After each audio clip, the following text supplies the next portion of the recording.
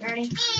Okay, guys, now that we've watched our video and read our book about a slave's life, I want to take everything that we learned about this last week and we're going to make our own book about a slave's life in ancient Egypt. And what we're going to do is we're going to do a cluster map to come up with some ideas for our book.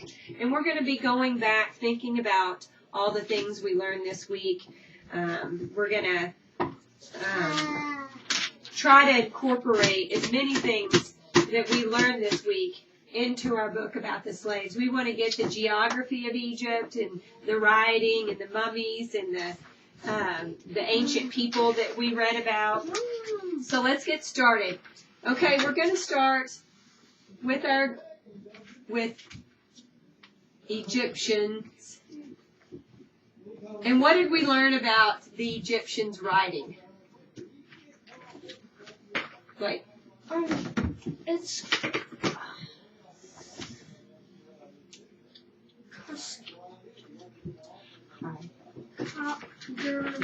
hieroglyphics? Yeah, hieroglyphics. And where did they write their hieroglyphics? Were they the first on the wall. On the walls, Dylan. Very good. And then they made paper. What was their paper was called papyrus was their paper, and they used that for communications. And I've got some examples of some hieroglyphics up here as well. And then now let's come down to geography and the social studies parts that we learned about Egypt. We learned about the Nile, right? What did we learn about the Nile River?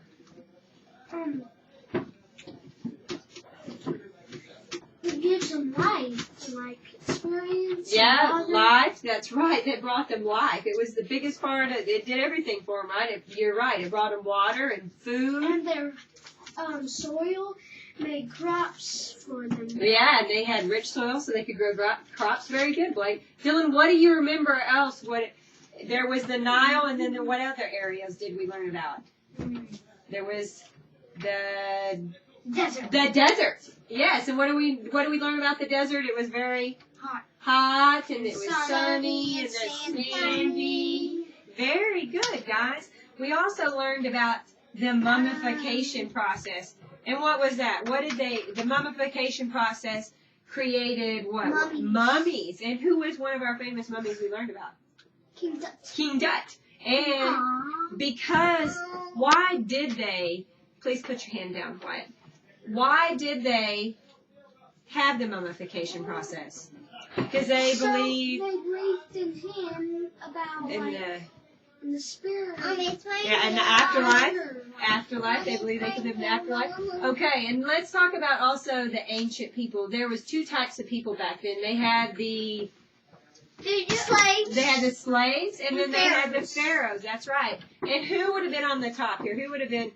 King Tut. King Tut, and the pharaohs would have been on top, and the slaves would have been on the bottom, right? They were the workers. And when you go through here, I posted some pictures, and I have books up here to give you ideas for creating your own book.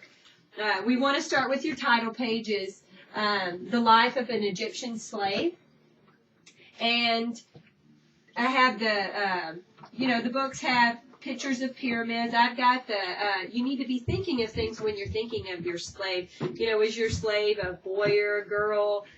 Where did they live? What will be in your background? Will you see the pyramids? Will you see the Nile River? Are there hieroglyphics on the walls? Slaves are working, and remember we watched in the video, this is a picture of the slave that had the copper chisel, and he is working. Remember, it took an hour for him to dull that chisel, and then he had to get a new one. And here is our hierarchy of the class. The pharaoh was on top, then the nobles and the priests, and then the traders and the artists and the shopkeepers, then the farmers, and then the unskilled workers or slaves. Okay, so let's get started, and I'm going to come around, and I'm going to look at your books. All right, so they have been making their own books, and let's start with Blake, and you tell us a little bit about your book, Blake. Tell me what this first page here you have. It's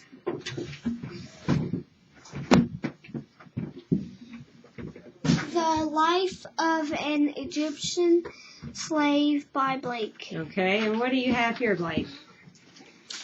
Some Egyptians carrying a rock. It took 1,000 slaves to pick up the rocks. Yeah, they carried it to the building. So your slave that you chose was building the pyramids, Yeah. huh? And so here he is, huh? Yeah. And this is the guy that's building the pyramids, and that's the king and all the the pharaohs. Yeah. Guards. And here's your guy. He's working building the pyramid. The guards protect the king, and their lands are hot. And they're very hot. Very good, Blake. That's awesome. Okay, Dylan, let's see what you've got. Come over here so we can show everybody what you've made. Okay, and what do you have here, Dylan?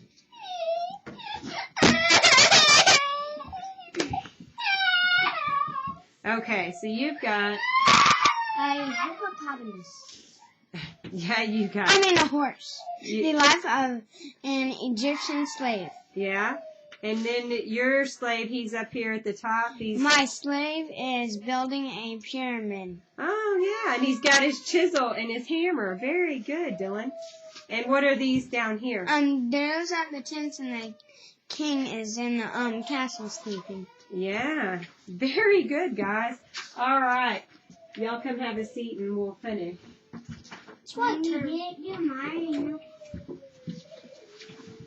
Okay, what do you got on yours, Wyatt?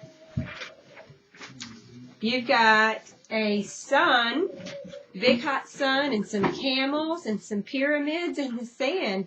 That's very good, Wyatt. And then he's got a slave working on his pyramid here. And then you've got some more pyramids. Very good. Okay, you guys come have a seat. That's an awesome job. Okay. So that's the closure of our lesson. We brought all our books together and shared them, and y'all did a great job, and you learned a lot over these past weeks, and I sure appreciate your hard work. Thank you.